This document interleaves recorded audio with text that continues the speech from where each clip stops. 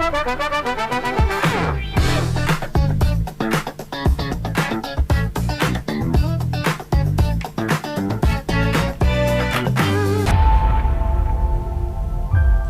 күн, құрметті көрермен, эфирде Open Talk подкаст айдары.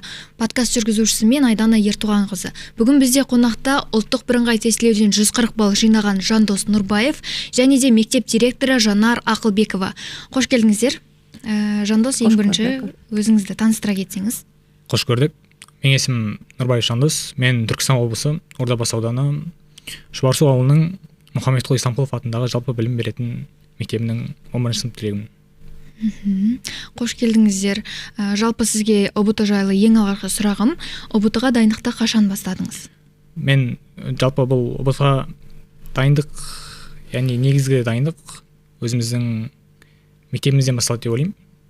Осы Мұхаммедқұл Исламқұлов атындағы жалпы білім беретін мектеп арқылы мен бастауыш жалпы орта, жалпы негізгі жүйелерін тәмамдап, осы 10 сыныптың желтоқсан айында жүйелі түрде мектеп және қосымша білім беру орталықтары арқылы қайталап үлгердім. Күніне орта есеппен қанша уақыт дайындалдыңыз? Жалпы әр күні әрқалай, бірақ өзімде әрқашанда кемінде 5-6 сағат дайындыққа кететін. Яғни мен азаннан түске шейін мектептің білімін қатар алуым керек болды. Ал түстен кейін қосымша білім беру орталықтарында білімді шыңдай алдым. Дайындық барысында ең тиімді әдістер сіз үшін қандай болды? Жалпы ол кезде бізде қазіргі таңда қосымша заттар көп, яғни психологиялық трюктар. Мен жалпы өзім көбінесе помодоро әдісін көп қолданатын. Яғни сіз 50 минут сабақ оқисыз, телефоныңызды өшіріп, авиарежимге қойып, және кейін 10 минут миыңызды тыныштандыра аласыз. Осы ең тиімді әдіс деп ойлаймын. Сіз репетиторға бардыңыз ба, әлде өз еркіңізбен, өз күшіңізбен дайындалдыңыз ба? Мен жалпы осы сәтті пайдаланып, өзімнің Мұхаммедқұл Исламқұлов мектебіме алғыс айтқым келеді. Яғни мен базалық білімді қалыптастырып, негізгі білімді қалыптастырған. Және мен қосымша білім беру орталықтарында да оқыдым. Яғни 140 білім беру орталығына алғысым шексіз. Яғни екеуін қатар алып, екеуі менің 140 балл алуыма деген үлесі өте көп және мол деп есептеймін. 140 балл алуға не ынталандырды сізді? 140 балл, яғни 10 сыныпқа аяқ басқан кезде бізде жалпы бір-ақ нәрсе болатын өз ойымызда. Ұлттық бірыңғай тестілеу, қалай дайындалу, яғни сіздің алдағы 4 жыл өміріңізді қайда өткізетіңізді, немесе қалай білім алатыныңызды шешетін тест болғандықтан кейін бұл үлкен өмірдің бастамасы ретінде қарадым. Және осы ұлттық бірыңғай тестілеу мен үшін бір шайқас болды. Яғни бір жыл бойы сол ұлттық бірыңғай тестілеумен шайқастым, және ол шайқаста ең бастысы жеңіске жету. Яғни жеңіске жету мені ынталандырды деп айта аламын. Сіз жаңа 140 бағдарламасында оқыдым деп айтып жатырсыз. Сол уақыттарда шаршағаннан берілгіңіз келген уақыттар болды ма? Әрине, выгорание немесе депрессия деген осы 10 сынып түлегінің әрқайсысында болады деп ойлаймын. Бірақ онымен біздің мектепте көп айналысады деп ойлаймын. Яғни мұғалімдерім көбінесе көп қолдау беретін, ата-анам қолдау беретін, және білім беру орталықтарында да осы психологиялық трюктер және басқа да көмек болатын. Осыға алғысым шексіз, және демалу арқылы осы выгораниеден шыға алуға болады. Сіз өзіңіз ойладыңыз ба 140-тан 140 балл жинап шығамын деп? Мен жалпы осы 10 сыныптың аяғына шейін өзімде ондай мақсат болмаған, бірақ кейін дайындық барысында өзіме кішкене сенімділік пайда бола бастады. Яғни сол мектеп өзіме деген сенімділігімді арттырды. Яғни өзім осы бір жалпы білім беретін мектепте оқығаннан кейін өзімде үлкен қолдау болды. Сол қаңтарда 135 деген ұпайды иелендім, және өз күшіме сендім, және мектептегілер және басқа да осы 140 білім беру орталығында көп қолдау көрсетті. Осы арқылы өте көп қолдауға иелендім, және 140 балл алу деген мақсат пайда болды сол кезде. Және сол мақсатқа жету жолында сол күреске айналды. Рахмет. Жанар ханым, осы орайда сізге сұрақ қойғым келіп отыр. Оқушылардың білім сапасын жақсартуда және сақтап қалуда қандай еңбек етудесіздер? Енді оқушылардың, яғни білім алушылардың білім сапасын арттыруда бізде мектепте жүйелі жұмыстар жүргізіледі. Жалпы білімдегі олқылықтар анықталып, сол олқылықтарды толықтыру мақсатында педагогтер жұмыс жүргіземіз. Және де педагогтердің тарапынан қосымша консультация дейді, қосымша жеке жұмыстар дейді, қосымша сабақтар деп ерікті түрде өткізіп жатады. Себебі педагогтердің де әрбіріне алдында өздеріне қойған миссиялары бар. Сол миссияны орындау барысында педагогтеріміз шынайы балалармен үздіксіз дайындық үстінде болып жатады. Оны өзіміз жұмыс барысында көріп жатамыз. Және де осы мектептің оқу жетістіктерін тұрақты мониторингілеп және ата-аналармен тығыз байланыста болып, ұдайы жұмыстың барысында осы жұмыстар жасалынады. Ал енді бұл жұмыстардың барлығы оқушылардың білімге деген құштарлығын арттырады, ынталандырады, жаңа айтқандай.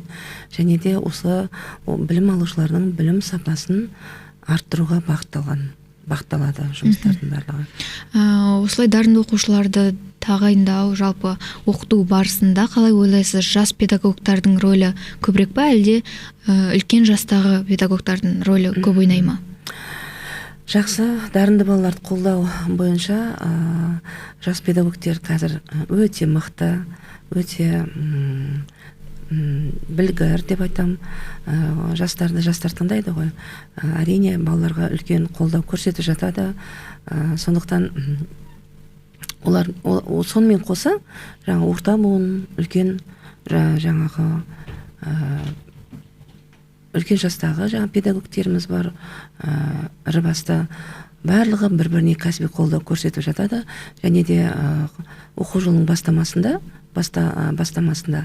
бізде олимпиада мектепішілік жүргізіледі. Сол жерде дарынды балаларды анықтап жатамыз. Сол балалардың барлығын жинақтап, дарынды балаларды баптайтын, білімге ары қарай білімін дамытатын ұстаздарымыз бар. Сол ұстаздарымыздың арқасында олар да үлкен жетістіктерге жетіп жатады. Сондықтан дарынды балаларды қолдау үшін бірінші педагог қызметкерлеріміз өзінің білімін үздіксіз арттырып отыру керек. Осы орайда дарынды білім алушыларымыз да педагогтеріміз де мектебіміздің барлығы оқу курстарынан ұдайы өтіп, үздіксіз өздерін жетілдіріп отырады. Соның арқасында мен ойлаймын, үлкен ұжым мектебімізде бір-біріне ынтымақты, бірлікпенен, ынтымақпенен бірге толағай жұмыс жасап жатырмыз. Сол үздіксіз ізденістің арқасында осындай үлкен жетістіктерге жетіп жатырмыз деп айта аламын. Керемет. Жаңа әңгіме барысында өзіңіз айта кеттіңіз, дарынды оқушыларды олимпиада арқылы іздейміз деген сияқты, немесе анықтаймыз деген сияқты.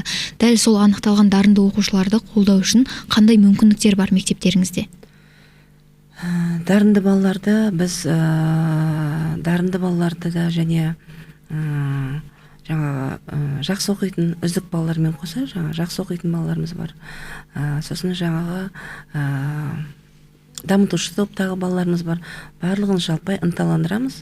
Осы орайда ғылымға құштар балалар анықталады дарынды балалардың ішінде.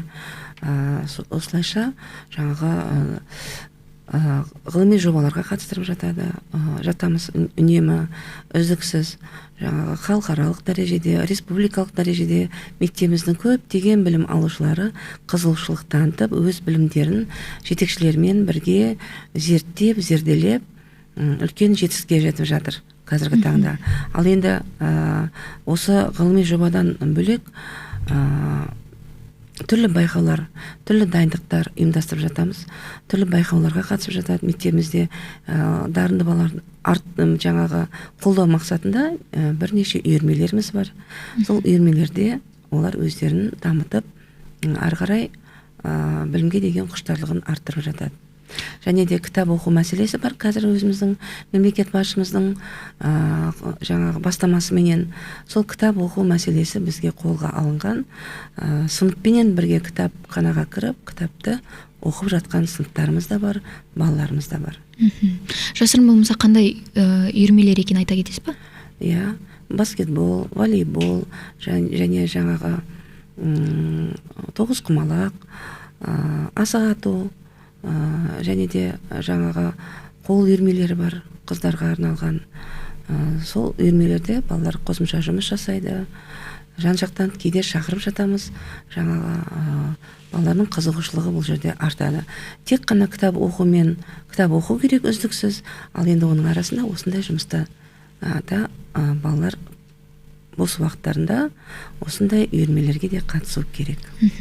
Мектепте жалпы жаңа жобалар немесе ұйымдар ашу ойларыңызда бар ма? Бізде мектебімізде қазіргі таңда прокурорлар клубы жұмыс жасайды, мектеп парламенті бар, және өзін-өз басқару ұйымы бар, және жұмыс жасайды үздіксіз. Үлкен жетістіктерге жетуде қазіргі таңда бір-бірін балалар, білім алушылар бір-бірін қолдап, қуаттап, ең бастысы мектептің білім алушыларының қауіпсіздік ортасын қалыптастыруда олар үлкен көмек көрсетеді бізге, педагогтерге қоса, және де сол балалардың амандығы үшін бірлескен түрлі іс-шаралар өткізіп жатамыз үздіксіз. Осы орайда жобама келсем, енді осы оқу жылында осы кешегі керемет демалыс үстінде болды, демалыстар болды. Сол демалыстарда мереке күндер демалыс болды. Сол демалыстарда мен өзім жаңағы мақсат қойып, волонтерство дейді ғой, қазір еріктілер клубы, сол бойынша да, және де экологияны қолға алып жатыр. Президентіміз тапсырма беріп жатыр. Экологияны мектепке ендіру мақсатында. Соны мен ести сала, өзім үлкен жоспарларды құрып, дайындап отырмын. Алдағы уақытта ол жоспарларымды, ол жобаларымды педагогикалық кеңестерімізде педагогтердің алдында айтып өттім. Енді жаңа оқу жылында осы жобаларды бастап, жобаларды ұйымдастырып, іске асырамыз деген ойдамын. Жаңағы жобалар жайлы айтып отырсыз ғой. Осы орайда оқушылардың идеялары мен өздерінің ұсынып отырған үйірмелері немесе пікірлері мектеп жұмысына қаншалықты әсер етеді? Жалпы оқушы үні деген бар бізде. Ата-анамен тығыз байланыстамыз, оқушы үнін тыңдаймыз, оқушылардан қолдау сұраймыз бізде. Сұраныс беріңіздер, ұсыныс беріңіздер, идеяларыңыз болса бізбен бөлісіңіздер деп. Біз жаңағы мектеп парламенті бар, өзін-өзі басқару ұйымы, прокурорлар клубы бар. Сол бойынша сол балалармен, және де одан бөлек білім алушыларымыз бар, активный, белсенді. Сол балалардан біз үнін тыңдап отырамын өз басым. Және де биылғы бітіруші түлектерден кешегі күндері мен директор болсам деген эссе ұсындым. Ол түлектеріміз, мектеп бітірушілеріміз жазбаша эссені берді, жазып, сол жерде де олар ұсыныс берген, өздерінің жаңағы көкейде жүрген мәселелерін қозғаған, солардың бәрін жинақтап, алдағы уақытта мектептің дамуына сол ұсыныстарды біз жетілдіреміз деп ойлаймын. Мақсат қойып отырмыз үлкен алдымызға. Қазіргі таңда дәл мектептің шешуі қажет қандай мәселелер бар деп ойлайсыз? Қазіргі таңда мен 2 жылға жеткен жоқ, 1 жылдан асты. Директор болған алдында, Балтабай Нұрлыбеков атындағы жалпы білім беретін мектепті 8 жыл басқардым. Қазіргі таңда осы Мұхаммедқұл Исламқұлов атындағы жалпы білім беретін мектепке ротация заңы бойынша ауысып келдім. Қазір 1 жылдан асты. Енді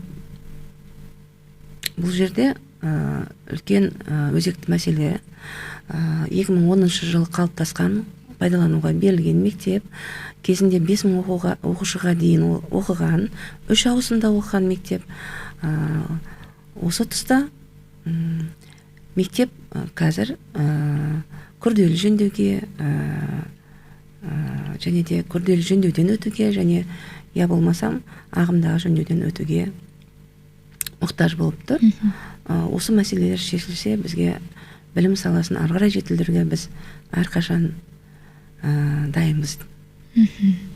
Жалпы мектепте сабаққа қызығушылығы төмен оқушылар да болады ғой, енді ерікті түрде келеді, немесе ата-анасы итермелеп жібереді деген сияқты. Сол оқушылармен қалай жұмыс жасайсыздар? Бізде мұғалімдердің, мектеп педагогтерінің барлығы өз жаңа пән мұғалімі болсын, сынып жетекші болсын, инклюзивті білім беруді қажет ететін балаларды анықтаймыз, олармен жұмыс жасаймыз, жоспарлы, және орталықтар бар, сол меморандумға тұрған орталықтарымыз бар, педагогикалық психологиялық қолдау орталықтар бар, сол қызметкерлермен, сол орталықтың қызметкерлермен тікелей жұмыс жасаймыз.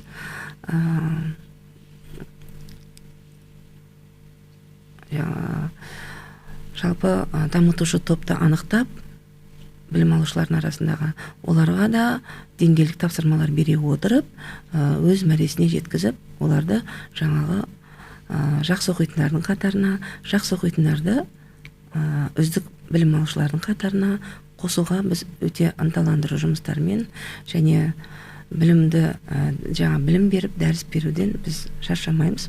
Педагог қызметкерлер мектебіміздің әрқашан қолдау көрсетуге дайын. Ол тек қана бір педагогтың жаңағы бастамасымен бола қоятын нәрсе емес. Әрине бұл тұста ата-аналар тарапынан үлкен қолдау керек. Баласына ұлы болсын, қызы болсын, үйге барғанда оның ары қарай білім алуына қолдау жасау қажет деп ойлаймын.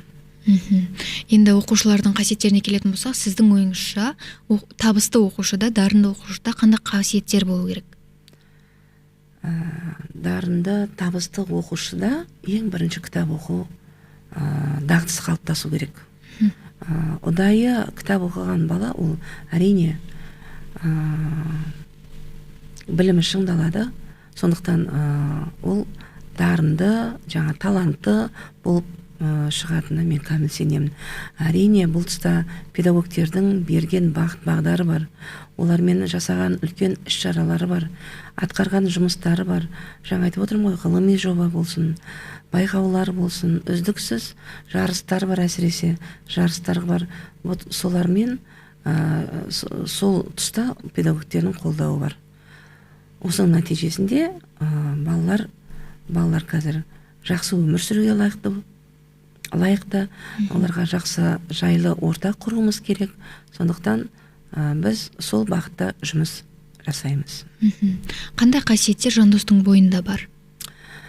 Жандостың бойында мен айтар едім, бірінші мақсат қоя білді. Кішкентай мақсат емес, ол үлкен мақсат. Сондықтан мақсатына жетті. Мақсатына жеткені ол құлақ асты. Ата-анасының тыңдады, ата-анасының айтқанын, бағыт-бағдарын алды. Әрине педагогтердің берген бағыт-бағдарын тікелей алып отырды. Берген білімін ол бойына сіңірді. 1-ші сыныптан 11-ші сынып, яғни бастауыш, негізгі орта, жалпы орта оқу бағдарламаларын меңгерді. Стандартты орындады. Одан қала берсе, қосымша білім алуға ізденіс көзін тапты. Ата-анасы осы тұста үлкен қолдау көрсеткен. Ата-анасына да біз шексіз алғысымызды білдіріп отырмыз. Бүгінгі осы кездесуді пайдаланып, тағы да осы кезде үлкен ата-анасына үлкен рахмет айтамын. Және де ұстаздардың ынталандыруының арқасында болды деймін. Мен өзім кездесіп отырдық. IELTS сертификатын алған кезде тікелей директор кабинетінде және бір қызымыз бар еді. Ол қызымызды да бірге қосып, пікірлесіп, сұхбаттасып, сонда Жандос баламызға біз айтқан едік. мен өз басым Жандос 140 баллды сізден күтемін деп сол сенімімді ақтады. Бүкіл оқушыларға бұл ынталандыру болып табылды. Кеше кездестіріп жатырмыз. Оқушылардың барлығы да біліммен айналысу керектігін терең түсініп қалды бұл тұста. Сондықтан қосымша білім берген орталық, жаңағы 140 орталығына басшысынан бастап қызметкерлеріне біз үлкен рахметімізді білдіреміз. Дәл осы тұста сіздің сеніміңіз ақталған кезде, дәл Жандос 140 балл алған кезде қандай сезімде болдыңыз және кіммен бірінші бөлістіңіз? Ол кезде біз естіген кезде 5-тен асып 6 болып жатқан уақыт еді. Біз орынбасарларымызбенен бірге жұмыс жасап отырған едік директордың кабинетінде. Сол кезде бір-бірімізге қарап, жаңа өңіміз ба түсіміз ба дегенде қуанып, орнымыздан тұрып бір-бірімізді құттықтап, бір үлкен қуанышты сезімді қанша күндерден бері жұмыс жасап жатырмыз. Сол қиыншылықтың бәрі біз үшін жоқ болып кетті. Бір серпіліс болды біз үшін. Біздің де мақсатымыз орындалды, біздің де үмітіміз ақталды деп үлкен бір ерекше сезім болды, қуанышты сезім болды. Ол қуанышпенен дереу әлеуметтік парақшама жариялап, шынайы алғысымды білдірдім Жандостан бастап, ата-анасына, жаңағы біздің өзіміздің мектебіміздің педагогтеріне үлкен алғысын білдірдім. Және де сонымен қоса кіші қызметкерлеріміз бар, мектепке қызмет жасап жатқан осы балаларымызға, педагогтерге, сол кісілердің де арқасы деп білемін. Себебі еңбекті бағалау керек, құрметтеу керек ол кісілерді де. Және де осы орайда жаңағы қайтадан 140 қосымша білім беру орталығының қызметкерлеріне тағы рахметімізді айтып отырдық. Жалпы үлкен қолдау болды, үлкен құрмет болды. Қаншама бүкіл Қазақстан бойынша, мен өзім директор ретінде Қазақстан бойынша мен құттықтауларды қабылдадым. Мен шексіз ризамын Жандос білім алушымызға. Рахмет айттым, тағы да айтамын. Сондықтан осы Жандостай білім алушыларымыздың қатары ендігі жерде көбейеді деп мен ойлаймын. Рахмет.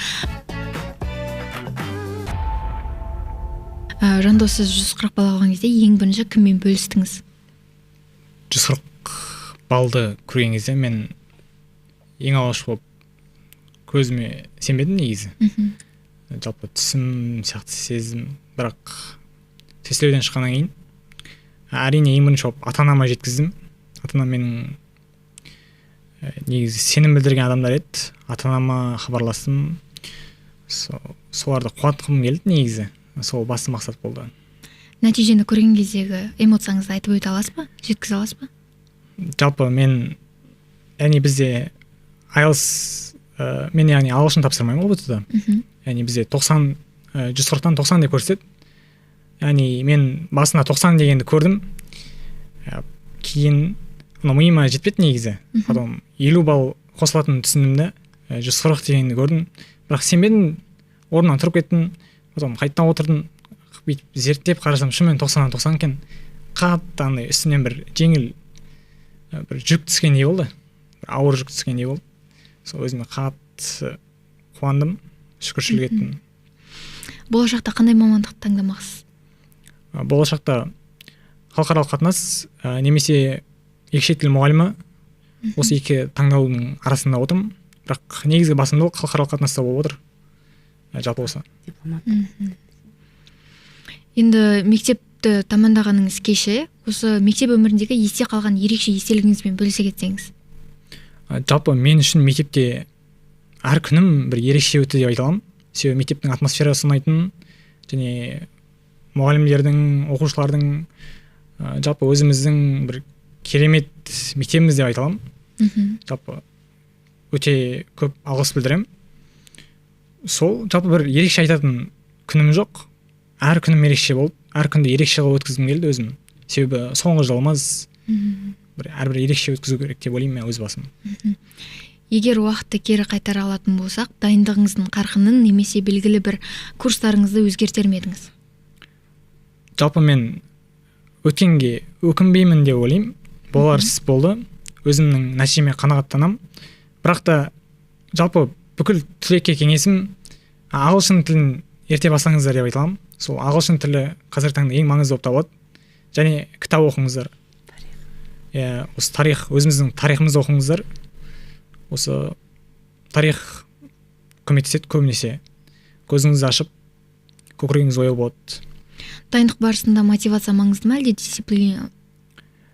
Дайындық барысында екеуі қатар болу керек деп ойлаймын. Бірақ мотивация өзіңіздің ішіңізден емес, сырттан болу керек. Яғни ата-анаңыздан, мектебіңізден, білім беру орталықтарыңыздан қолдау болу керек әрқашан. Ал өзіңізде дисциплина болу керек. Яғни тұрақтылық. Сіз осы тұрақтылық арқылы жетістікке жетесіз деп ойлаймын. Және өзімнің басымда осы тұрақтылық сақталды. Бірақ яғни бір алға жүруге серпіліс беретін өзіңіздің мотивацияңызда болу керек, сырттай келетін. Жалпы осы. Қазір маңызды сұрақ қоя кетсем, жалпы оқушылар ұбт-ға дайындық барысында өздерін көп нәрседен тыйып, соңында выгоранияға түсіп кетіп жатады. Сіз өзіңізді бір нәрседен шектедіңіз бе, немесе мүлдем шектеу қойған жоқсыз ба? Жалпы менің ойымша осы 11-ші сынып түлектері өзін көп нәрседен тыю керек деп ойлаймын. Себебі сіздің алдыңызда өте үлкен емтихан тұр. Сол үшін мен тамыз айында көптеген әлеуметтік желілерді шектедім. Яғни қазіргі таңда көп жастар TikTok, Instagram сияқты қосымшаларға уақытын кетіреді деп ойлаймын. Олар шектеу керек. Бірақ кішкене өзіңізді выгораниядан сақтау керек. Выгорание сақтау дегенде TikTok, Instagram көру деген сөз емес енді. Өзіңіз сыртқа шығып, серуендеп, таза ауа жұтып, немесе бір әдеби кітап оқу. Өзіме әдеби кітап оқу демалыс деп санайтынмын. Яғни көптеген информацияны сақтағаннан кейін балаға өте қиын болады. Және демалыс болу керек арасында. Мен өзім кейде 2-3 күн демалатынмын, толықтай ұлттық бірыңғай тестілеу туралы ойламай. Жалпы осы көмектеседі әр түлекке. Өзіңіздің бойыңыздан қандай қасиеттерді көргіңіз келеді? Жалпы өз бойымнан мен табандылық қасиетін, яғни бір затты үйренуге деген құлшынысын артқанын қалаймын. Себебі біз білген сайын білмейтін затымыз өте көп екенін білеміз.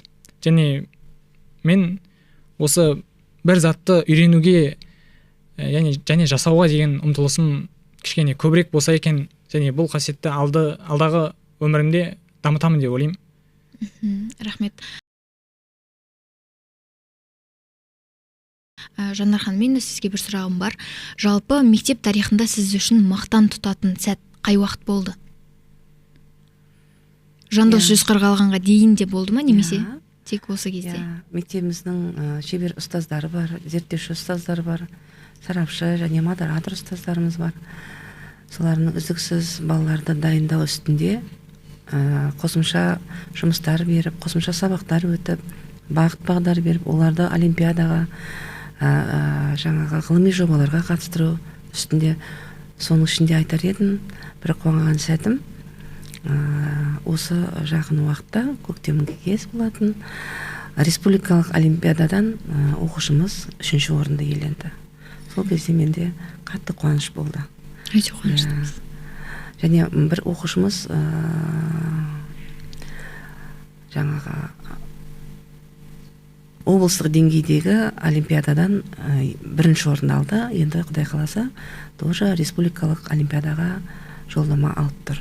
Құттықтаймыз сіздерді. Үлкен нәтиже күтеміз.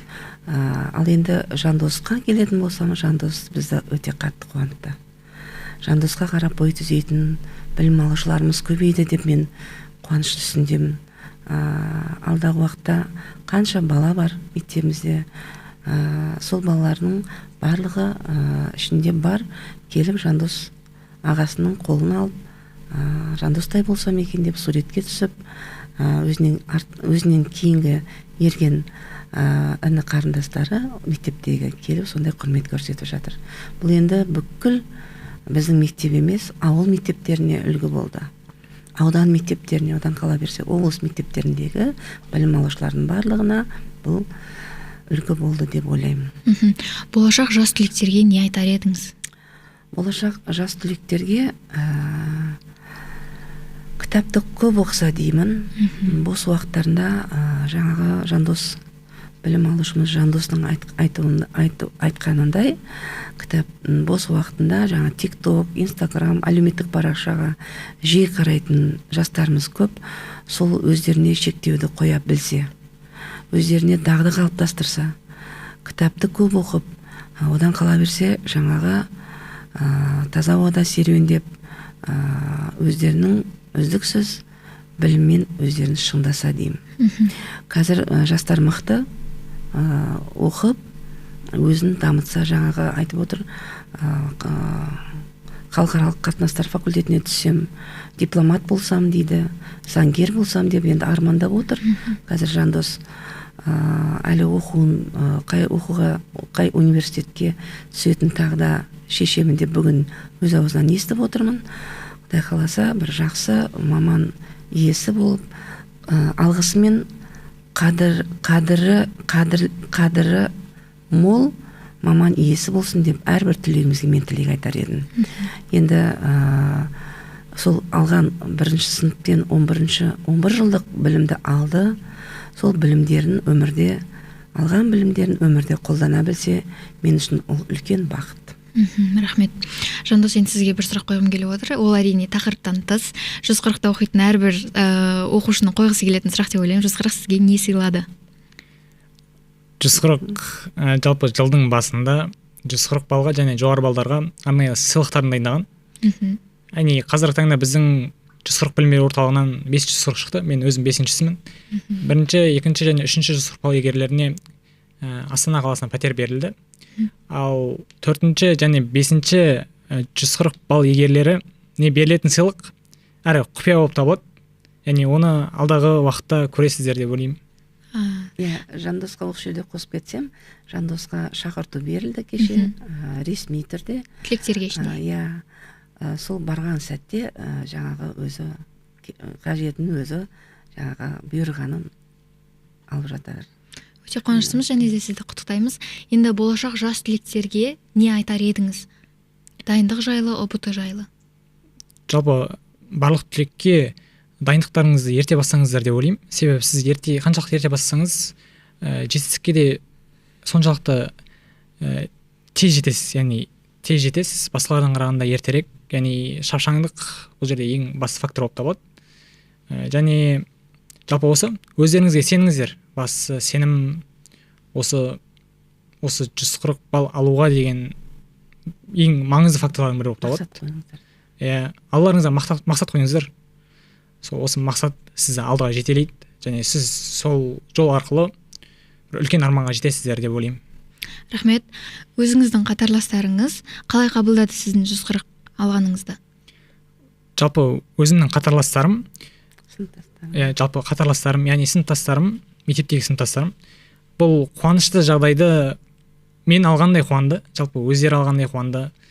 Бұл менің сыныптастарым, яғни өздері алғандай болды. Бұл сезім, олардың қуаныштары көкке көтерілді. Яғни мен 140 бал алғаннан кейін үйіме де құттықтап келді. Оларға алғысым шексіз. Яғни сыныптастарым қолдады, сынып жетекшім, жалпы бүкіл мұғалімдер, жетекшілер қолдады. Жалпы осы сыныптастарым маған сенім білдіргенде өзімді кішкене сенімдірек сезіндім. Яғни бір жетістікке жете аламын деп. Сыныпта жарысып оқыған оқушыңыз болды ма? Сыныпта жарысып оқығандар болды. Әрине болды. Біздің сыныпта бәсекелестік, яғни біздің мектепте бәсекелестік өте жоғары деңгейде деп ойлаймын. Себебі бәсекелестікте оқыған балдар, яғни жоғары нәтижеге бейім болады, яғни жоғары нәтижеге жеткісі келеді. Яғни атап өтсем, өзімнің дүниежүзі тарих пәнін таңдаған сыныптастарыммен жарысып оқыдық, бірге дайындалдық. Жалпы бұл жақсы деп ойлаймын. Яғни түлекке өзіңізбен бәсекелес ретінде емес, бірақ өздеріңізге мүдделес ретінде қарасаңыздар, бұл жақсы серпіліс береді. Жандостың осы сөзіне қосып кетсем, өзімен қатарлас сыныптасы Нұртәулет кешегі күні Жандосты 140 балды еленген күні 120 балды еленді. Оған да қуандық. керемет жетістік болды. Енді алда уақытта бірінші мүмкіндікке де екінші мүмкіндікке де қатыспаған да оқушыларымыз бар. Әлі де біз сол білім алушыларымыздан, яғни бітіруші түлектерден біз үлкен жақсы нәтиже күтіп отырмыз. Рахмет. Үздік бірліктен түспеңіздер деп біз де сіздерге тілек айтамыз. Рахмет. Бүгінгі сұхбатқа келіскендеріңізге және де уақыттарыңызды бөліп келгендеріңізге үлкен рахмет. Құрметті көрермен, бүгін сіздер ұбт жайлы өздеріңізге керекті сұрақтардың жауабын ала алдыңыздар деген ойдамыз. ұбт өмірдің соңы емес, бірақ та соңғы 4 жылыңыздың кепілі. Бізбен бірге болғандарыңызға рахмет. Келесі кездескенше сау болыңыздар. Сау болыңыздар.